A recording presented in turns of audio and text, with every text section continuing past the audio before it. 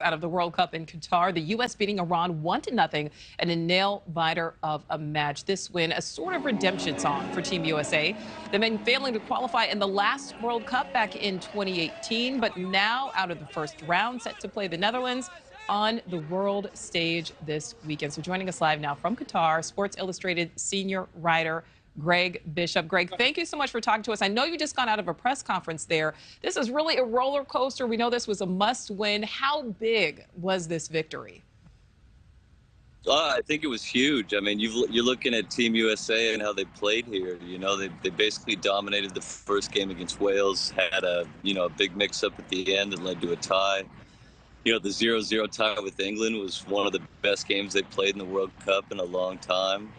And then you come here and you have the pressure of you can't tie, you can't lose, you have to win in order to advance. And they pulled through with the goal they needed and hung on at the end. It was tense, it was fraught, it was a really cool atmosphere here. And I think they'll be celebrating a little bit tonight. Well, Greg, I definitely want to talk to you about the atmosphere. But first, let's talk about America's best player, Christian Pulisic. We know he was injured after scoring the one and only goal. Do we know if he could miss the next game? You know, Greg Berhalter addressed that in the press conference that I was just in. He did not say whether or not he would play, but he did go to the hospital.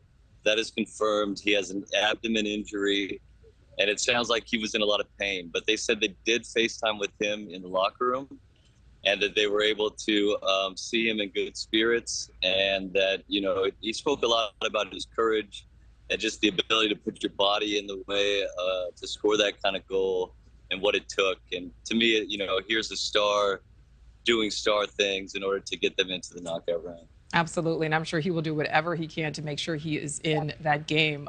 So, Greg, let's go back to the atmosphere. What was the mood like there, you know, before, during, and after this match? Did it feel bigger than other games? Yeah, absolutely. You know, I cover the NFL a lot normally for my job, and it felt sort of like a Super Bowl. You know, I've seen Eagle Man and Wonder Woman. I was hanging out with them before the game. I was at the march.